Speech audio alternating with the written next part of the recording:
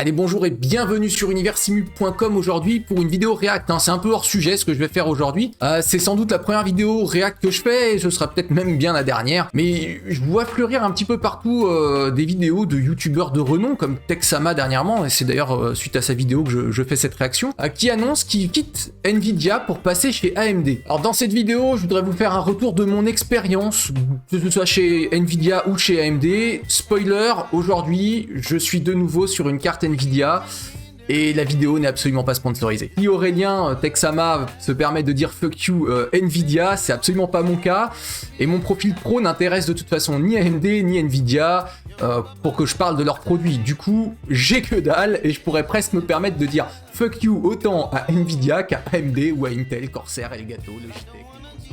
Bref, allez, on rentre dans le vif du sujet. Moi, je connais la firme verte, Nvidia, la firme au caméléon, on l'appelle aussi, depuis ses débuts, à la fin des années 90. Et ma première carte de ce constructeur, c'était, pour les nostalgiques, la Riva TNT. Elle a été suivie de la TNT2, puis des architectures GeForce à l'époque. Côté AMD, ou plutôt ATI à l'époque, j'étais surtout utilisateur de leurs solutions parce que ils étaient un des leaders, avec Matrox notamment, sur la vidéo et l'affichage multiscreen. Moi, dans toute ma carrière de gamer et de graphiste 3D, j'ai pas arrêté de jongler d'une marque à l'autre. Et j'ai vraiment stoppé ce jeu du chat et de la souris qu'il y a 4 ou 5 ans où j'ai définitivement posé mes fesses chez les verts plutôt que chez les rouges. Mais il y a bien eu une entorse quand même il y a pas longtemps, un peu plus d'un an, lorsque j'ai décidé pour avoir un second PC de monter une configuration full AMD. Je voulais profiter du Smart Access Memory, vous savez c'est une technologie qui permet au GPU d'avoir des accès un petit peu améliorés à la RAM, ce qui octroie un gain de performance plutôt sympathique dans les jeux qui en tirent profit. C'est le cas par exemple d'Assassin's Creed Valhalla, j'ai pu jouer dessus, en effet j'ai bien vu un sacré boost de performance, c'était bon à prendre. Mais au final je suis globalement déçu de cette technologie, je l'ai à titre perso trouvé très instable, avec des crashs de jeux à répétition qui m'ont forcé finalement à désactiver le SMA via les pilotes de ma 6700 XT 12Go, qui n'empêche pas la config d'être très performante. Le hic avec cette configuration orientée gaming, c'est que je ne suis pas qu'un gamer. Moi, mes PC, c'est avant tout des outils de travail au quotidien. Et quel travail! Pour la conception de sites web, ce qui est une de mes principales activités, il n'y a aucun problème, un PC bureautique suffit largement pour ouvrir un bloc-notes, et j'ai absolument pas besoin de puissance. En revanche, quand je m'attaque à une modélisation 3D, un rendu, un montage vidéo, ou de la post-prod sur After Effects, là c'est clairement plus le même son de cloche. Nvidia c'est cher, c'est clair, il n'y a pas à redire là-dessus, c'est hors de prix par rapport à ce qu'ils offrent comparé à la concurrence en termes de performance globale dans les jeux. Mais chez Nvidia, vous ne payez pas que le matériel. Nvidia vous vend aussi sa suite logicielle, ses drivers, son GeForce Experience et surtout le Nvidia Studio. Et mieux encore, les cartes Nvidia, comme les cartes AMD aussi,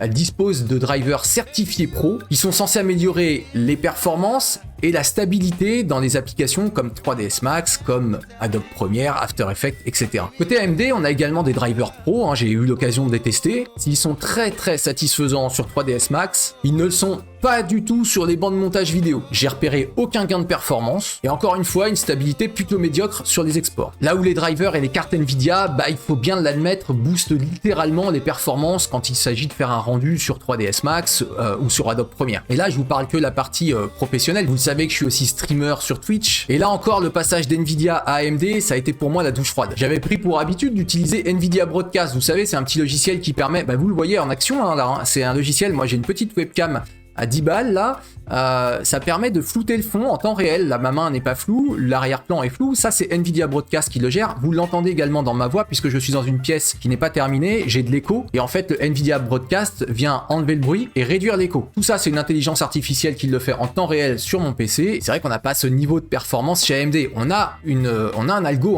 pas pour la webcam, mais pour le micro, on a un algo de réduction de bruit. Mais en fait, le problème, c'est que non seulement il réduit le bruit, mais également la qualité générale du micro. Alors que là, j'ai quand même le son et la voix que j'ai hors algo avec mon micro, quoi. C'est plutôt correct. Donc voilà un petit peu ce qui me fait rester chez Nvidia, c'est que, à mon sens, et encore une fois, dans cette vidéo, tout ce que je viens de dire là, ça ne regarde que moi, mon expérience. Vous pouvez avoir un avis totalement différent. Encore une fois, les cartes AMD, j'ai rien contre, elles sont très performantes, il n'y a pas de problème là-dessus. Mais moi, ce que j'en pense, c'est que chez Nvidia, il y a un niveau d'ingénierie logicielle qu'AMD n'est pas prêt d'avoir. Et je ne vous parle même pas de l'environnement Omniverse d'Nvidia, ce serait aller encore trop loin. Je vous mets quelques liens dans la description pour les plus curieux d'entre vous. Bref, pour en finir avec mon histoire, moi, j'ai revendu finalement tous mes PC pour ne conserver qu'un seul PC portable qui est là, qui est équipé d'une RTX 2070. Bah oui, encore une fois, je suis pas sponsorisé par Nvidia, je suis avec 2 générations de retard et seulement une RTX 2070. Seulement. Parce qu'aujourd'hui, moi, j'ai fait le choix d'avoir un environnement à faible consommation parce que mes PC restent allumés toute la journée, ça génère un bruit, de la consommation, de la chaleur et j'ai préféré avoir tout ça en modèle réduit via mon PC portable MSI et je ne cherche clairement plus à faire la course à la puissance. Moi je trouve perso que c'est devenu n'importe quoi et que ce soit chez les verts ou chez les rouges, hein, c'est pareil, hein, tout est bon pour faire du fric et sortir coûte que coûte un GPU chaque année. Finalement en tant que gamer, qu'est-ce qui est le plus important? Encore une fois, chacun a son avis là-dessus. Est-ce que vous préférez avoir un titre avec une qualité graphique moyenne mais avoir un titre fluide et jouer à un titre correct déjà? Ou alors vous préférez jouer à un jeu de merde en 4K 60 FPS? Ouais, je parle un petit peu de Forspoken. D'ailleurs, allez regarder un petit peu au niveau des stats matérielles de Steam et vous verrez qu'ils sont pas si nombreux les joueurs à posséder des 4090 RTX. Voilà, c'est tout pour ce React.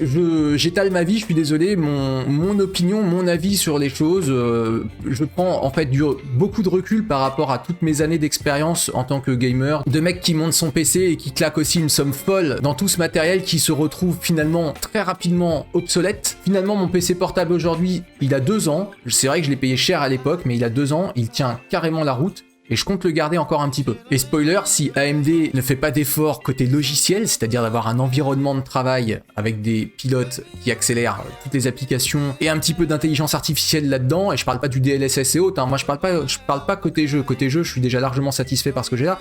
Moi je parle côté pro.